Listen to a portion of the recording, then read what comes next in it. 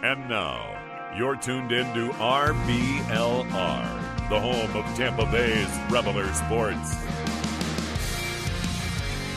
What's going on, Buccaneers fans and listeners? This is your host, Musab, right here with you. You are listening to RBLR Bucs, a podcast that's dedicated to the unstoppable Tampa Bay Buccaneers and all that magic that happens on the gridiron.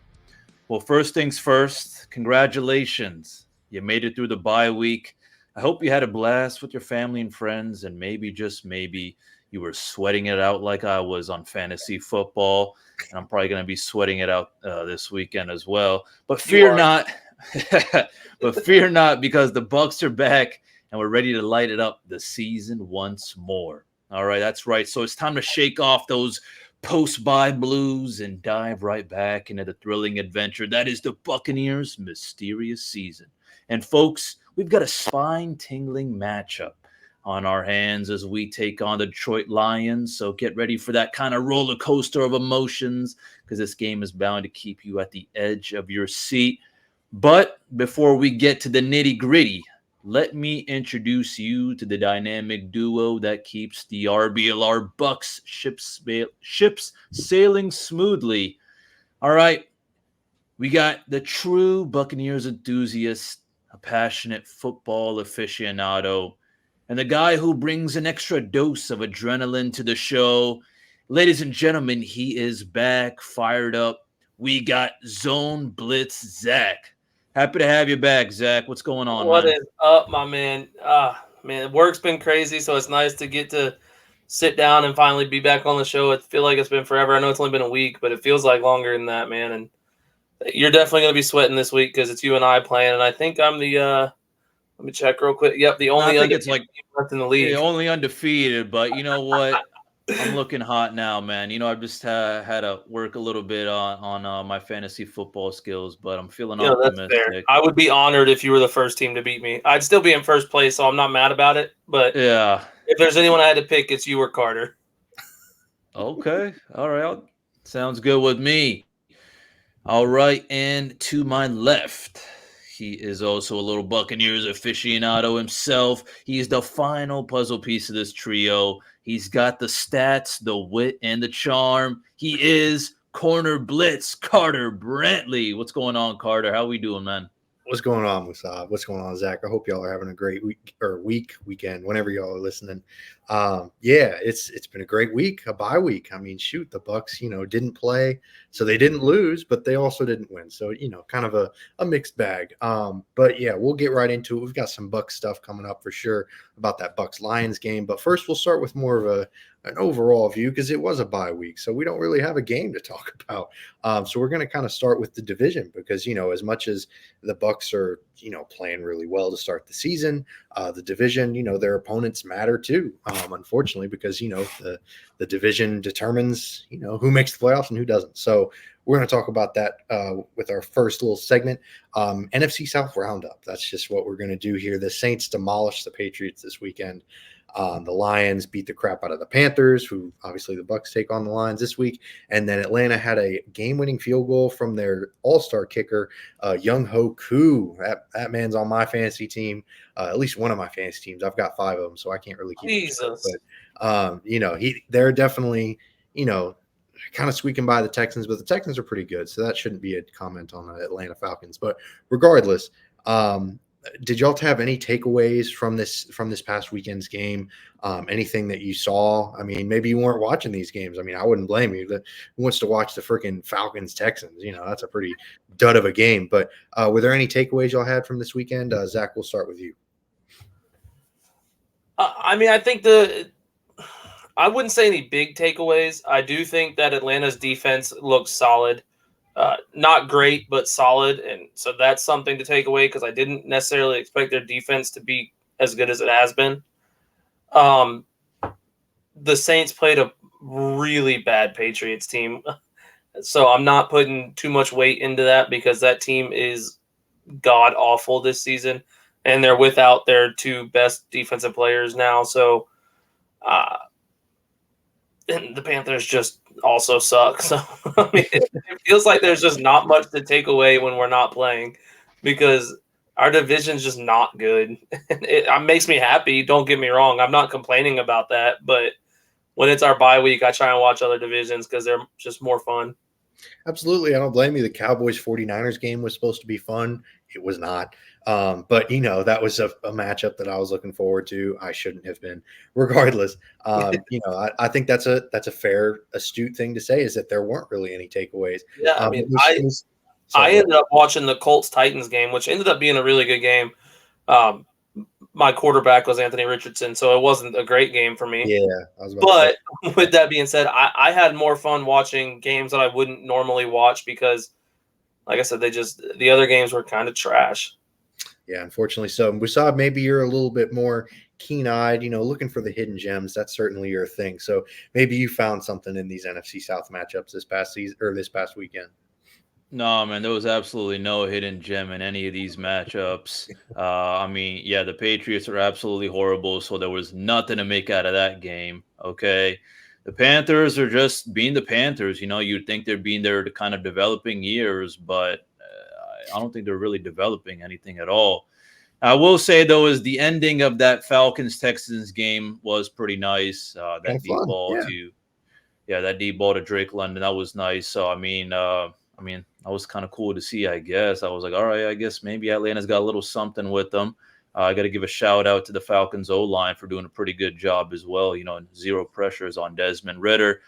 But for me, though, I was kind of like, where Zach was. I was watching another game. My cousin does not shut up about the Steelers, no matter how good or bad they are. He texts me, banging my inbox with a little bang, bang, Steeler gang every single week. And I tell him to please STFU. But you know what? This weekend I said, you know what, Princess, I'll give your team a chance. And, hey, they came through actually big time towards the end. My cousin was going buck wild because he won a parlay.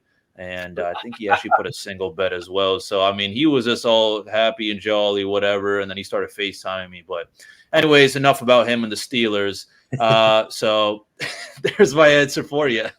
Yeah, if your answer about the NFC South ends up being an answer about the Steelers, I think that's a very accurate representation of that. No, I'm with you. I'm with both of you. It was kind of a dull weekend for the division. Like y'all have been saying, the Patriots just horrible. Belichick without Brady seems to be kind of lost. I don't want to pin that all on him because obviously Mac Jones has been one of the worst quarterbacks in football so far this year. Like you said, Zach, the defense has been, maligned by injuries. But yeah, the Saints did what they were supposed to do, which is beat the crap out of a really awful team.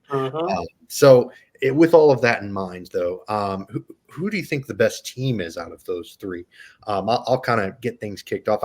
I got to be honest, I think it's the Saints. I know that the Bucs kind of ran them over in the Superdome a couple of weeks ago in their last time out. But, the Saints are still a very competent football team. They're at least, they have veteran presences. They've kind of been there, done that, so to speak, in regards to winning the division, winning regular season games. So I don't know. I kind of have more faith in the Saints than the Falcons and the Panthers. The Panthers are by far and away the worst. Like if either one of you guys say the Panthers, I think I might leave this podcast and never speak to you again. No, I'm just kidding. But the Saints are definitely the best team out of those three, in my opinion. Falcons a close second. But Musab, how about you? Who's kind of the best team in your mind of the rest of the NFC South? Yeah, I'm going to have to give it to the New Orleans Saints. I guess the Falcons are close. With an ugly division, it's hard to kind of say these things. I don't know. It seems to me that Atlanta's kind of, getting away with being tied at the moment with the Saints, just with their kind of scrape away wins, such as the one this past weekend. But the matchup I'm most excited to see when it comes to the whole division is, Saints, Bucs, round 2. Yeah, absolutely. It's on New Year's Eve, so that's kind of fun too. Zach, how about you? Who's the best team out of those three? Not the Saints. Oh man, okay. Oh, okay. I do think it's a close battle for second right now. I do have the Falcons at number the best of those two because in my mind the difference between the Saints defense and the Falcons defense is smaller than the difference between the Saints offense and the Falcons offense. Like, I think the Falcons' offense is much better than the Saints' offense, and I think the Saints' defense is a bit better than Atlanta's defense, if that makes any sense. In my head, it makes perfect sense. I don't know if it does saying it out loud. No, for sure. I just think that the offense for Atlanta has performed better, and because of that, I think their defense being a little worse gives them a little bit of leeway. At the end of the day, I think that, the Falcons are the Falcons. The Panthers have the brightest future in the next 3 years, but I do think that the Falcons are the second best team right now. All right, fair enough. Yeah, I'm kind of I can see both sides for sure. I can certainly see the Falcons because, like you mentioned, I do think that their offense is maybe a little bit more talented than the Saints. I just think I don't know how to feel about Desmond Ridder. It's a tough thing. He had a career best game this past weekend. He looked outstanding against the Texans, but him and that offensive line are both relative question marks. Derek Carr is not an elite quarterback by any stretch of the imagination, but I do think he provides a more steady hand than maybe Desmond Ridder does. Ridder seems to have a tendency to get, a bit young and a bit nervous and just make some kind of silly mistakes that Derek Carr might not make. So I don't know. It's definitely a very close battle. I think they're both better than we gave them credit for at the beginning of the season. They're not great teams, but I think they're better than I expected them to be at least. But moving on to more of a Bucs focused thing, but still kind of a broader perspective. Out of the remaining schedule, which games scare you the most? Like, I know that the Bucs are in the NFC South, so they get to play the Panthers and the Falcons twice each. So those, in theory, should be relatively easy games. Of course, it's division matchups, so who knows? But yeah, in my mind, those games are pretty easy, but there's still some teams that are really, really good on this schedule. So, Zach, we'll start with you. What games scare you the most with the schedule remaining? I think we have one of them coming up this week. For sure. I feel like scares me can be taken different ways because concerns you. Maybe that would be a better. Yeah, and that's what I'm saying, because I don't expect us to go out and beat the Bills. I don't expect us to go out and beat the 49ers. For sure. Like, I just don't. If we do, that's awesome. But those are two games that I can tell you right now, I'm expecting us to lose, so I'm not going to be scared when we go in there, because if we come out with a win, I'll be just ecstatic. Yeah, right. Absolutely. The Lions game is one that at the beginning of the year I was nervous about, but I was like, the more I watch, I'm like, we're gonna be able to win this game. But then I watched last week's game for the Lions, and they are such a good team, bro. I think they're one of the top probably 5 teams in the NFL. So if we can come out and dominate them, or not dominate, we're not going to dominate. I said that, take it out completely right now. It's not going to happen. But if we can come out and beat them, I think that this is a game we could win and kind of shock a lot of people. So this is the scariest game for me. All right, fair enough. I could see that.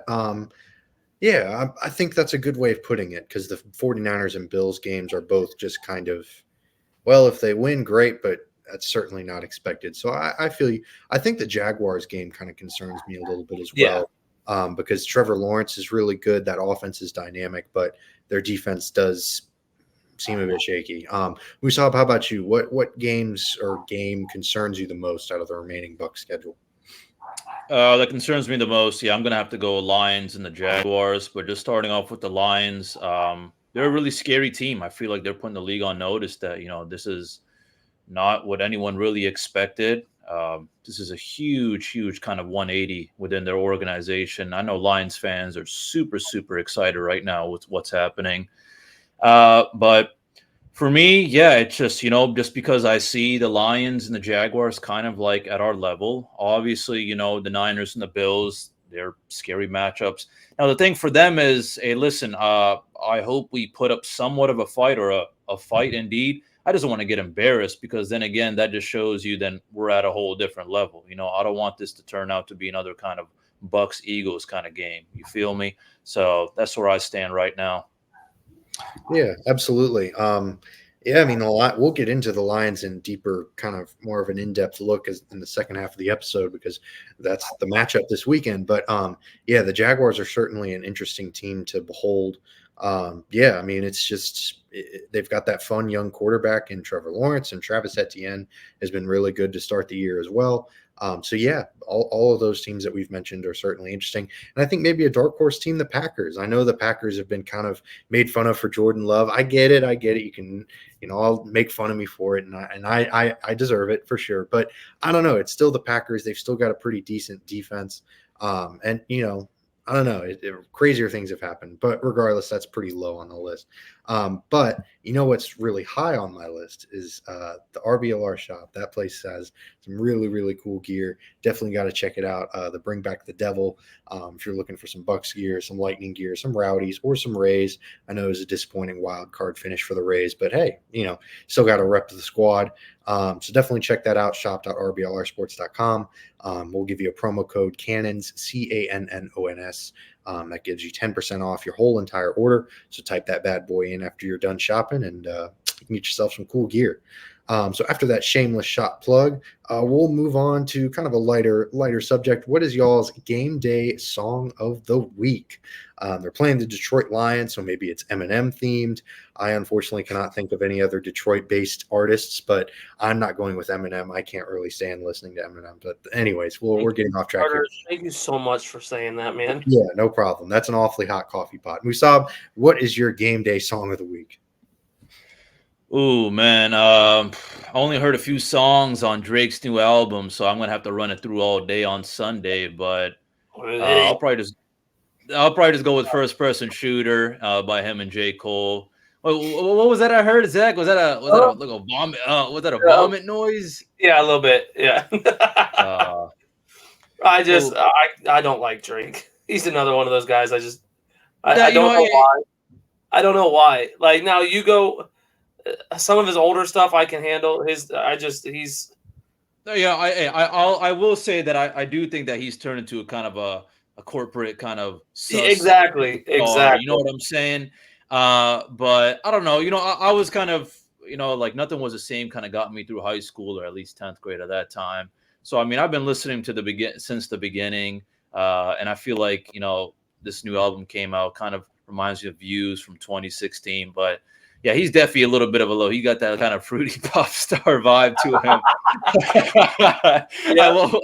I won't deny that, but I don't know. I guess there's a little bit of that old Drake in this album that at least I've heard so far. So that's why I'm giving it a chance. All right, that's a good one. Zach, how about you? What's your game day song of the week? Okay, so I've been doing this like theme to like all my songs, like. It always has to do with the week we're going into. We just had a bye week. So this song coming into this week is by a band called Lakeview. They used to be two guys who did screamo music, which is like my favorite music. And I know it's weird, but it's my favorite. But now they do country. So it's like country singing with like screamo like music to it. It's weird. But it's called the band is Lakeview, and the song is called In Case You Forgot, because, in case y'all forgot, we're back. We're here. Tampa Bay all the way. It's going to happen. I'm confident now. Wow. Okay. Hey, fair enough. I'm not sure if I'll venture into the country screamo genre anytime soon. Okay, so it's not like there's no screamo in it. I'm thinking, what are they screaming about? Cold beers and haystack riding, no trucks. There's no screaming or screamo in it. It's just like the drums, the guitar. Like it's got riffs that remind you of like Mayday Parade and stuff like that. Okay. All right, I'll leave it at that. That's all that needs to be said on that one. Mine is going to be Yonaguni, a song by Bad Bunny. It's a jamming tune, and it kind of puts me in a mood to just sit back, relax. And I'm in Key West right now, so I'm kind of in a chill vibe mood, just kind of hanging out by the pool or hanging out by the beach. Nice. Yeah, indeed. Everyone knows who Bad Bunny is, so I don't need to go into any further detail about it. But yeah, it's a cool tune, and that's kind of what I'm listening to this week. So now we'll move on to more some football vibes, instead of just me yammering on about my vacation in Key West. But how are we feeling about the Creamsicle? I mean, it's the throwback jersey week. It's been kind of highly anticipated for a while now. Everyone's been talking about, bring back the Creamsicle and all that stuff, and it's finally here. It's finally this week. So Zach, how are we feeling about the Creamsicle jerseys being back? I know you got one. Yeah, so that's the weird part, right? I have a Creamsicle jersey. It's a Derek Brooks jersey. Love it. Yeah, I guess I'm not like as excited as other people are. Okay. I know that they've been kind of controversial. Like some people really want them, some people could care less. I'm kind of right in the middle. Like I don't care one way or the other. I'm a bigger fan of like our Color Rush jerseys, or I know a lot of people hated them. I was a huge fan of the Alarm Clock jerseys. Like I really liked those. It was different and reminded me, like it didn't remind me of anything in the NFL, which is what I like. Like the Creamsicle ones, I'm just like, yeah, all right, I'll take them. I guess it's different, but it's not. Those weren't great times for Tampa, so For sure. I don't know why we want to remember those. Yeah, although I will say I think you liking the Alarm Clock jerseys will say more about you than I think any other opinion you have. You're not wrong, not even a little bit. Oh man! All right, Musab, how about you? What are your opinions on the Creamsicle jerseys this weekend? Yeah, I mean, to be honest, I couldn't care less. I guess, coming off the bye week with Creamsicles makes me think either we take off or get torn apart just because, hey, we're coming out of the bye week with some style. I guess it's cool though, but I don't know. I mean, yeah, people mentioned the whole kind of history thing or whatever. I don't know. I'm kind of fine with, I think it's unique that we're finally, doing something, with like an alternate jersey or whatever, but that's really about it, though. I don't know, Carter, you got anything with the Creamsicle jerseys? I know you got one as well, right? I do. I also have a Derek Brooks one because I bought it off of this really weird, like off-brand website that I was really afraid was actually never going to ship my jerseys, and then it turns out they were wonderful. They were exactly what I wanted, so it was wonderful. I only got it for $40. It was great. Must be nice. Yeah, it was really nice. It was real nice. I tell you what. But yeah, it was a great investment. I'm really excited to rock it. Yeah, I mean, it's a jersey, really. Who cares? But I'm actually really excited to just see something different. I feel like the Bucs have kind of had a very continuous kind of same old kind of vibe. And really, in general, with the NFL uniforms, it's kind of been just same soup, just reheated. So I'm excited to see just a change of pace. But regardless, it's still obviously the focus is going to be on the football game. So talking about that football game, Lions, we've mentioned this before. They're playing real well this season, and they're coming off a dominant win versus Carolina, and it's been accentuated by an offense that is really, really good. They have an amazing offensive line. Jared Goff seems to be just the perfect man for this offense. Like, you can call him a game manager, you can call him a system quarterback, whatever you want to call him. He's playing really well right now. So I'm really excited to see this matchup just from a football fan perspective. But what do the Bucs have to do to kind of slow down this offense, or maybe make Jared Goff not as productive? Zach, we'll start with you. What do the Bucs have to do to slow down this Lions offense? A big part of it is going to be getting pressure on Jared Goff. He's stayed relatively clean this season. And, I mean, I think that he's more than a game manager. I think he's a very good quarterback.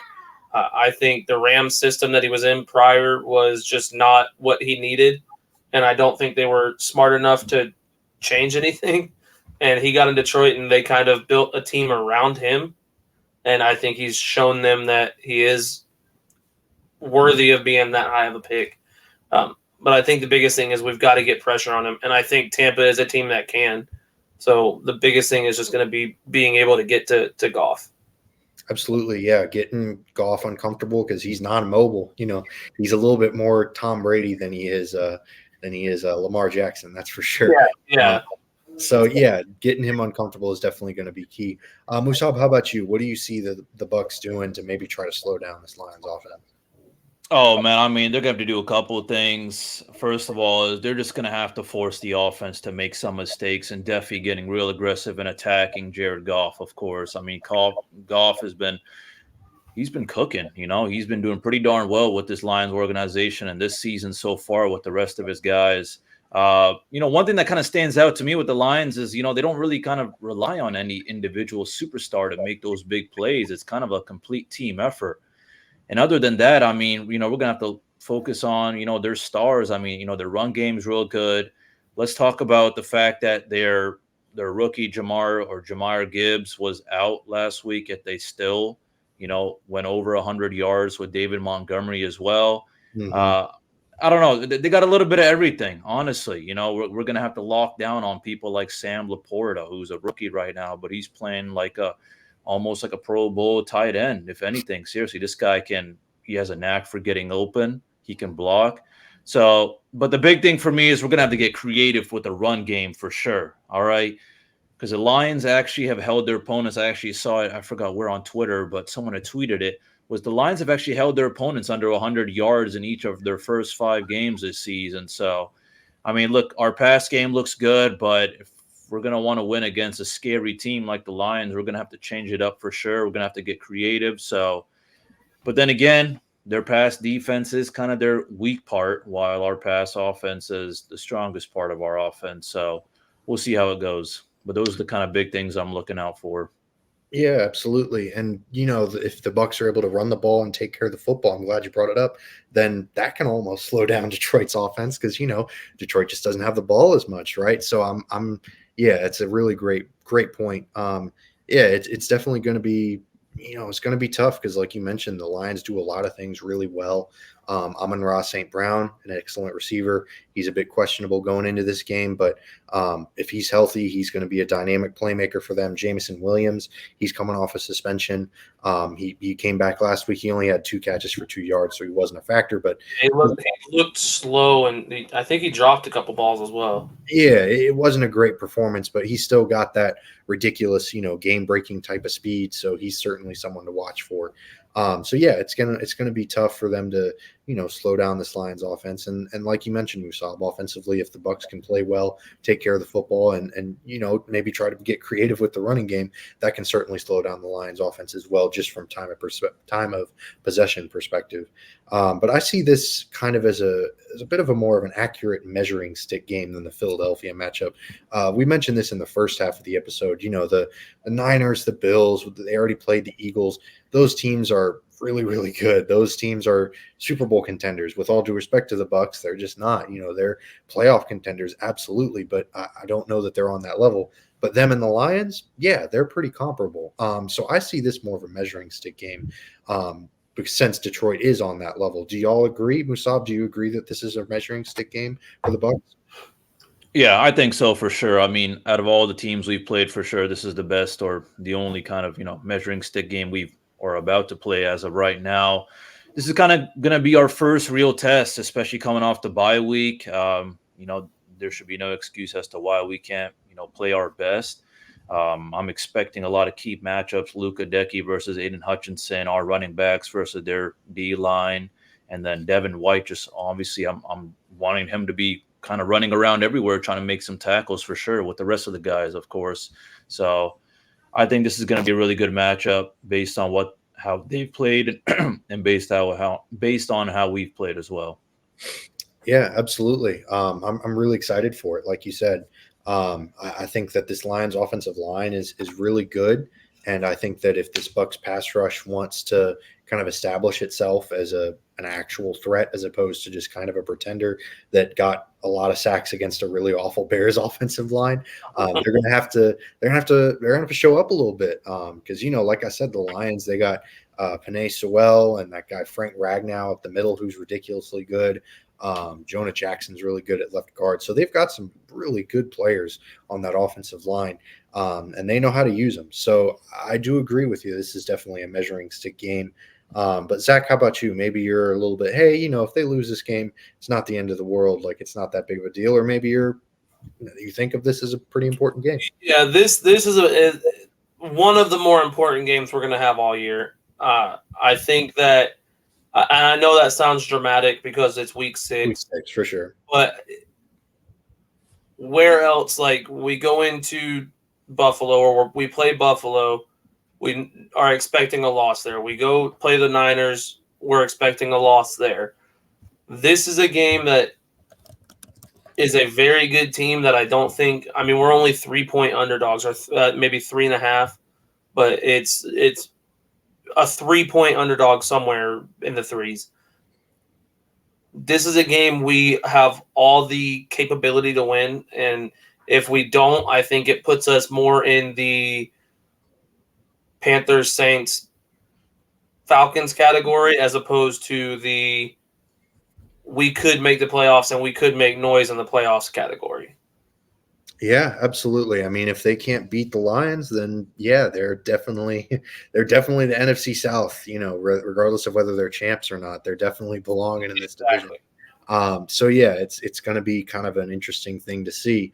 So yeah, it's going to be tough for them to pull this one out because, like we've been talking about, the Lions are a really tough team.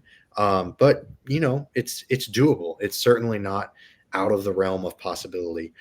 So we've been talking about this Lions offense being pretty good. Do y'all expect this to be a shootout, or do you maybe expect the Bucs defense to maybe hold their own? Musa, we'll start with you. Do you think this is going to be a shootout? No, I don't think it's going to be a shootout. I think it's going to be a battle on both sides. I don't think it's going to be a completely low-scoring game either.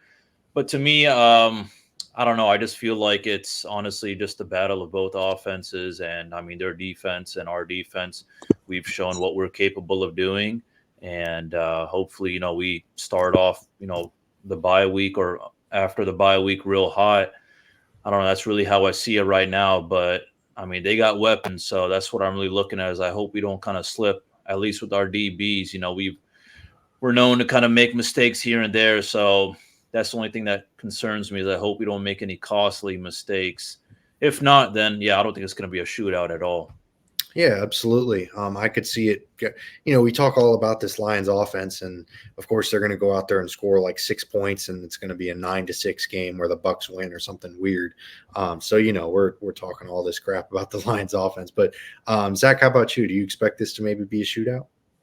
I don't. I think that it's going to be a defensive game. I do think that it's going to be more than 9-6, but right. I don't think we're going to see over 50 points this game. Wow, not over 50. The only reason I bring this up is just because, the Lions have the one loss, and it came against the Seahawks. And it was a really high-scoring game. It went into overtime. It ended up being 37-31. The Seahawks won on a game-winning touchdown in overtime. So that's kind of why I brought it up, because the Seahawks have a pretty good offense, but, maybe not game-breaking or anything. That Geno Smith's a quality quarterback, DK Metcalf and Tyler Lockett both really good. So I was just curious to hear y'all's thoughts because, I don't know, it could get ugly, or not ugly in the sense of a blowout, but it could get ugly defensively. It could turn out that the Bucs defense just can't keep up, and the Lions defense has certainly shown some warts to start the year. So I don't know. It's certainly something to look out for, in my opinion. So I don't know. We'll have to see. But Musab, I remember you had something for us. What you got for us this week? Oh, for sure. So I got a little over under. I got two. Ooh. I got two for y'all because I think you hit us with two. So the first one is I don't know how I do this over under. I don't want to say that, but I'm gonna go over under Bucs. 2 touchdowns or less, or 3 or more. So it'd be 2.5 over under. 2.5, yeah. Yeah, 2.5. It just sounds so odd saying like, are the Bucs gonna have 2.5? That's why I was like, are the Bucs gonna have 2.5 more touchdowns or 2.5 Wait, less? 2.5 more or 2.5 total? I think he means. No, I'm saying total. 2.5. Yeah, 2.5 over under 2.5 touchdowns just for the Bucs. I mean, I'll lead because I think it's going to be over. I do. Yeah. I think we have at least 3. Yeah, I'm going to go over as well. I honestly think they might hit 4, just because this Lions defense is brutal. It's pretty bad. Yeah, I hate the fact. I'm going to start on a little rant here, so please forgive me. But they drafted Jahmyr Gibbs and an interior linebacker with their 2 first-round picks this offseason. And I just think that their secondary could have used a lot of help, and their pass rush could have used a lot of help. And I think it's showing. I know they're 3-1 or 4-1, excuse me, and they're doing real well. But imagine how well they could be playing with some help. Aiden Hutchinson's a great pass rusher. James Houston's been really fun. But what number? Sorry to interrupt you. What number did Jahmyr Gibbs go? It was 12. 12, right? What number did Christian Gonzalez go? Oh, I think he went later. He was after Jahmyr Gibbs. Yes. Imagine that defense. Well, not now because he's hurt, but imagine that defense with him, and instead of a running back, they're playing like 12% of the time. Yeah, I mean, it's just It's so the Lions, like, as much as I respect them for what they've done when it came to that play, and then seeing if they would have used Jahmyr Gibbs like we kind of expected them, when you draft somebody 12th overall, he's going to be an integral part of your offense right away. right. Why is David Montgomery getting 80% of the carries? It drives me clinically insane, man. Anyways, yeah. Well, Sorry, I stole your rant. No, it was well deserved. Musab, what you gotta answer your own over under. He's going over for the touchdown. Oh yeah, I'm going over for sure. Ooh, I like the compliment. Yeah. Oh yeah. I mean, listen, I ain't no sports gambler. Maybe I would be if we had some legal sports betting website in Florida. You know who you are. Got one here. What do you say? I said, move to Tennessee. We got it here. Oh man, I had we had DraftKings in Massachusetts and it was a blast. But anyways, yeah. So I'm going over. I'm going over 2.5. I think we're at least going to get 3 for sure. And then my other one was Baker passing yards over under 230. Okay, I like this one. I'll start it off. I got to go over because I don't think that they run the ball particularly well. They're the worst rushing. I mean, I know they took the week off, so they're rushing. You can't really trust the total rushing yards right now, but they are the lowest rushing yard team in football.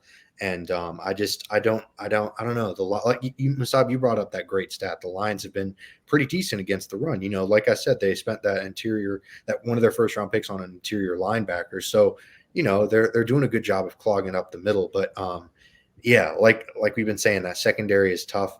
So I'm going to go over. I think he hits 300 passing yards, if we're being completely honest. That's just my prediction. Yeah, I'm right there with you. I was hoping we'd have a little bit of a different thought, but you nailed it right on the head. I think this is going to kind of give away my prediction, but I do think we win this game, and I think that it's not because of our run game. Right.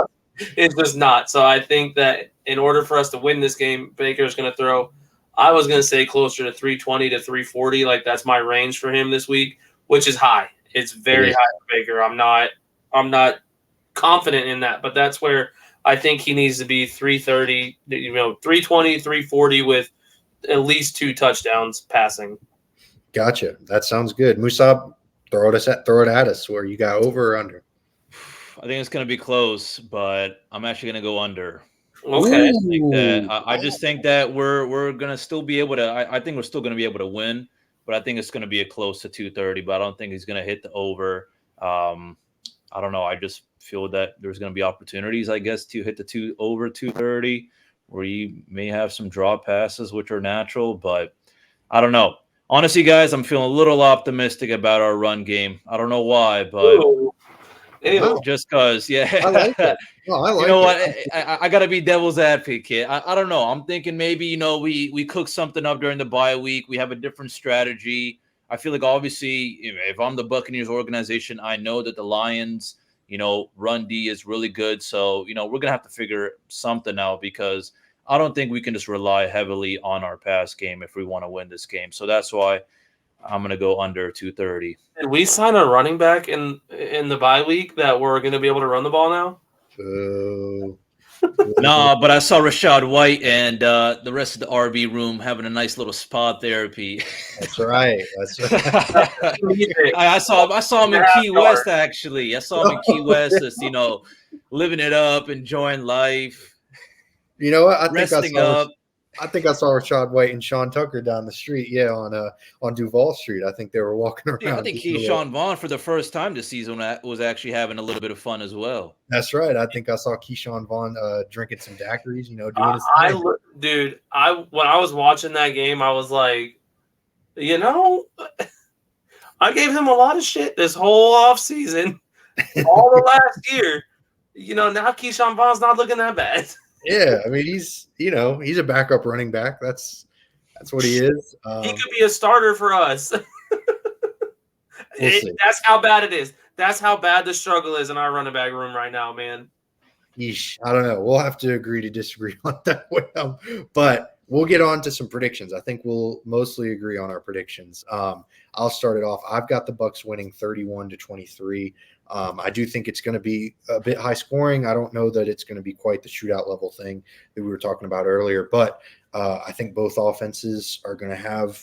I mean, the Lions' offense is just really good, and I think the Lions' defense is going to struggle. I think it's going to be tough. Dave Canales has been putting together some really, really good game plans, and I think he's going to continue. Giving him a bye week is just going to add more fuel to him. So I think that's going to be really exciting to see. Musab, how about you? Shoot us with your prediction. I'm going 27-23 Bucs with the win. I think it's going to be a little bit of a back and forth game, but I do think that in the end we're going to be able to close it out. All right, I dig it. 27-23, a little bit closer.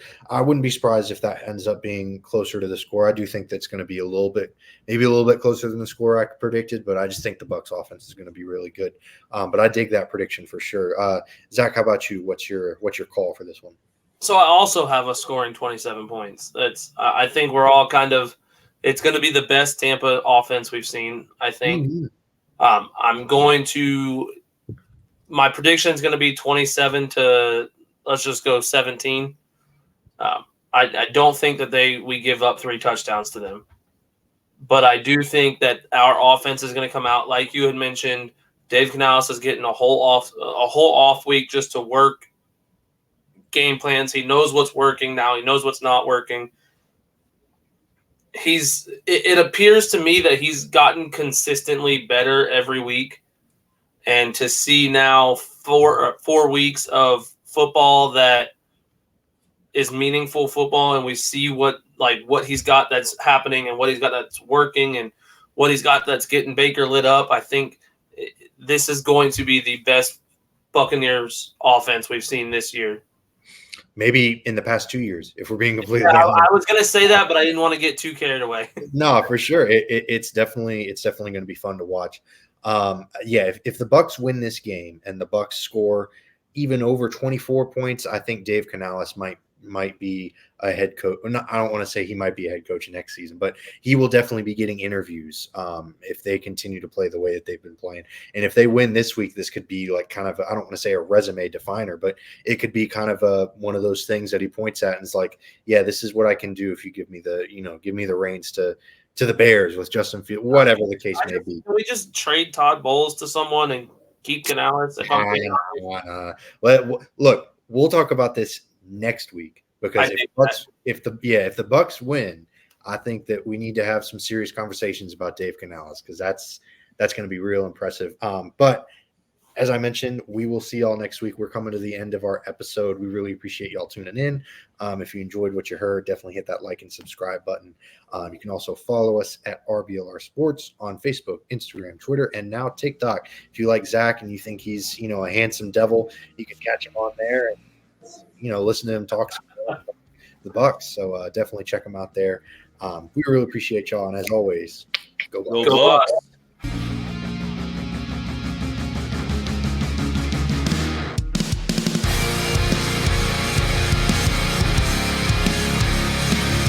Thank you for tuning into this presentation by RBLR Sports. On your way out of the stadium, please remember to like and subscribe.